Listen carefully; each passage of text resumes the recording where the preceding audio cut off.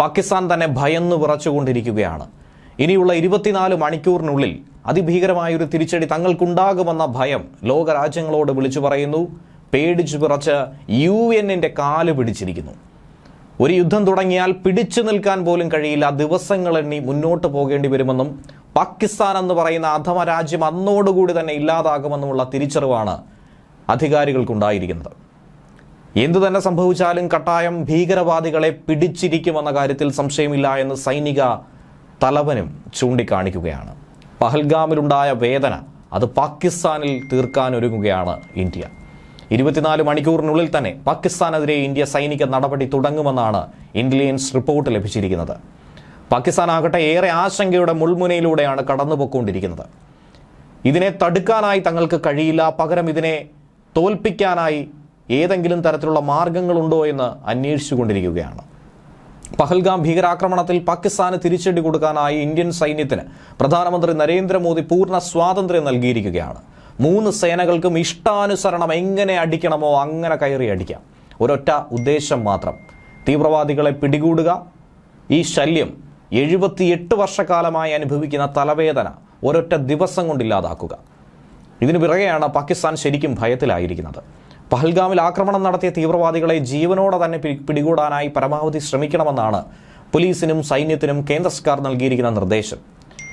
ജീവനോടെ തന്നെ പിടികൂടണമെന്ന് നിർബന്ധമില്ല, പിടികൂടിയാൽ ഇന്ത്യക്ക് നേട്ടമേറെയാണ്. ഭീകരരെത്തിയത് പാകിസ്ഥാനിൽ നിന്നാണെന്നുള്ള കാര്യത്തിൽ സംശയമില്ല. തീവ്രവാദത്തിന് പാകിസ്ഥാൻ പിന്തുണ കൊടുക്കുന്നു എന്നുള്ളത് നമുക്ക് ലോകത്തിന് മുന്നിൽ തെളിവ് സഹിതം അവതരിപ്പിക്കാനുള്ള ഒരു വലിയ ലക്ഷ്യമാണ് ഇന്ത്യക്കുള്ളത്. അതിന് കൃത്യമായ കാരണവുമുണ്ട്. 2008 മുംബൈ ഭീകരാക്രമണ കേസിൽ അന്ന് അജ്മൽ കസബിനെ ജീവനോടെ പിടികൂടാൻ സാധിച്ചത് പാകിസ്ഥാനെ വലിയ തോതിൽ പ്രതിരോധത്തിലാക്കിയിരുന്നു. പാകിസ്ഥാന്റെ കള്ളി വെളിച്ചത്തായിരുന്നു. ലോകരാജ്യങ്ങൾക്ക് മുന്നിൽ മുട്ടുമടക്കാൻ പാകിസ്ഥാൻ തയ്യാറായതും അതുകൊണ്ട് തന്നെയായിരുന്നു. ഇത് മുൻനിർത്തിയാണ് ഇന്ത്യ ഇപ്പോൾ ഇങ്ങനെ ഒരു നീക്കം നടത്തുന്നത്. ഇതിൽ നേട്ടം 2 ആണ്. കാരണം ഒന്ന്, ലോകരാജ്യങ്ങൾക്ക് മുന്നിൽ ഇന്ത്യക്ക് ഇത് തെളിയിക്കാൻ സാധിക്കും. ഇന്ത്യക്ക് ധൈര്യമായി തന്നെ പാകിസ്ഥാനെതിരെ പടയൊരുക്കം നടത്താനും കഴിയും.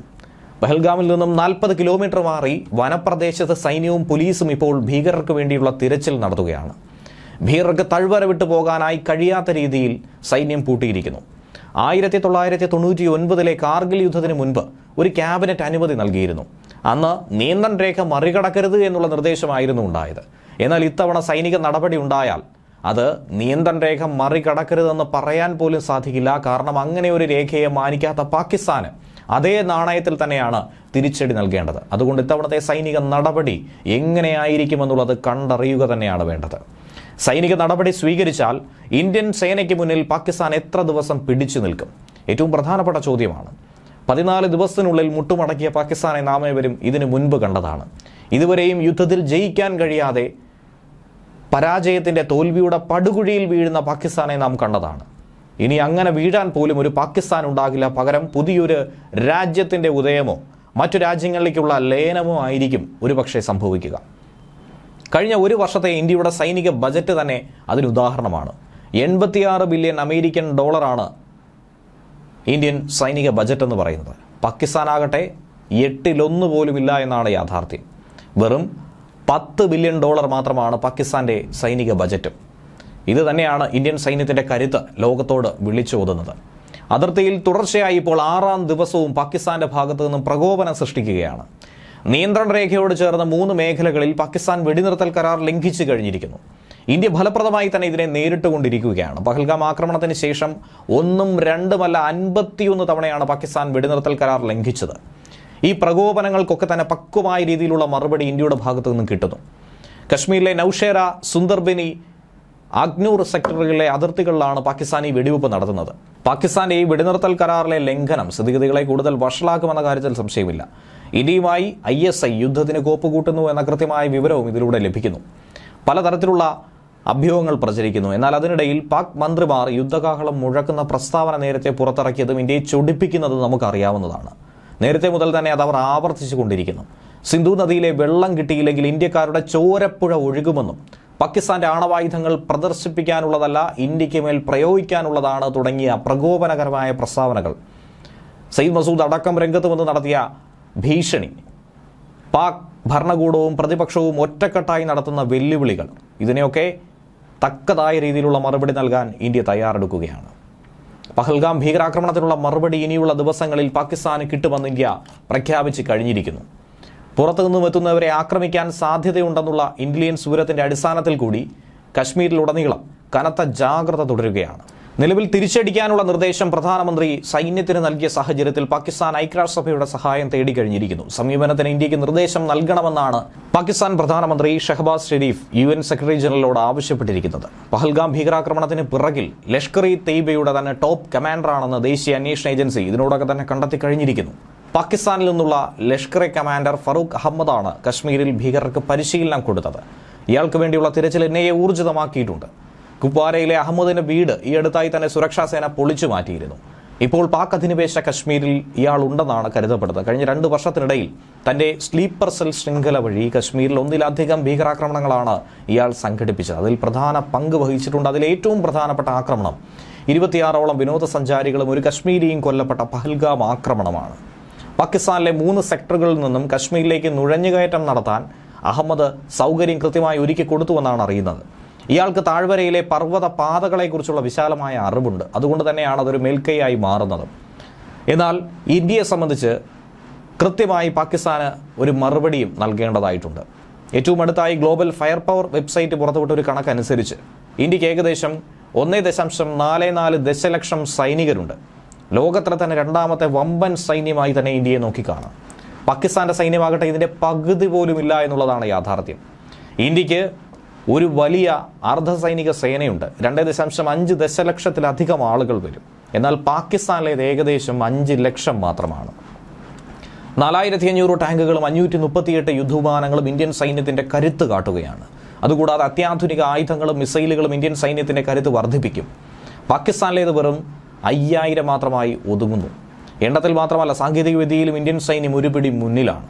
ഇന്ത്യൻ സൈന്യത്തിന്റെ ശേഷി എടുത്തു പറയുകയാണെങ്കിൽ 25 ലക്ഷത്തിൽ കൂടുതലുള്ള അർദ്ധസൈനിക വിഭാഗം, അർജുൻ എന്ന പേരിൽ അറിയപ്പെടുന്ന യുദ്ധ ടാങ്കുകൾ, പിനാക്ക മൾട്ടി ബാരൽ റോക്കറ്റ് ലോഞ്ചറുകൾ, ബ്രഹ്മോസ് ക്രൂയിസ് മിസൈലുകൾ, ഹോവസ്റ്ററുകളും മറ്റ് അത്യാധുനിക പീരങ്കികളും, അങ്ങനെ ഒട്ടനവധി.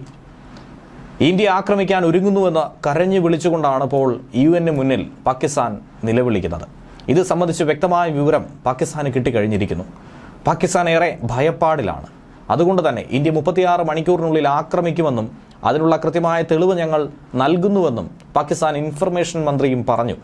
ഈ സാഹചര്യത്തിൽ ഇന്ത്യയുമായി ബന്ധപ്പെടാനും സമീപനം പാലിക്കാനുമുള്ള ശ്രമം നടത്താനാണ് UN ഇരിക്കുന്നത്. പഹൽഗാം ഭീകരാക്രമണത്തിന്റെ പശ്ചാത്തലത്തിൽ ഇന്ത്യയും പാകിസ്ഥാനും തമ്മിലുള്ള സംഘർഷം അതിരൂക്ഷമാകുമെന്ന കാര്യത്തിൽ സംശയമില്ല. സ്ഥിതി വഷളാകാതെ നോക്കാൻ ഇന്ത്യയോടും പാകിസ്ഥാനോടും അമേരിക്കയാണ് ഇപ്പോൾ ഒരു മധ്യസ്ഥ ശ്രമം നടത്തുന്നത്.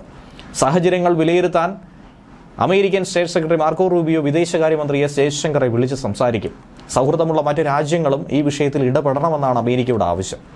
എന്നാൽ ഭീകരരായിട്ടുള്ള ഓരോരുത്തരെയും തിരഞ്ഞു പിടിക്കണമെന്നാണ് അമേരിക്ക നേരത്തെ ആവശ്യപ്പെട്ടിരിക്കുന്നത്. അതുകൊണ്ട് തന്നെ അതിൽ ഒരു തരത്തിലുമുള്ള വിട്ടുവീഴ്ചയില്ല എന്നുള്ള കാര്യം വ്യക്തമാണ്. പഹൽഗാം ഭീകരാക്രമണത്തിന് പിറകിൽ പ്രവർത്തിച്ച പാകിസ്ഥാന് സൈനിക തലത്തിൽ തന്നെ തിരിച്ചടി കൊടുക്കാൻ ഇന്ത്യ കഴിഞ്ഞ ദിവസം തീരുമാനമെടുത്തിരുന്നു.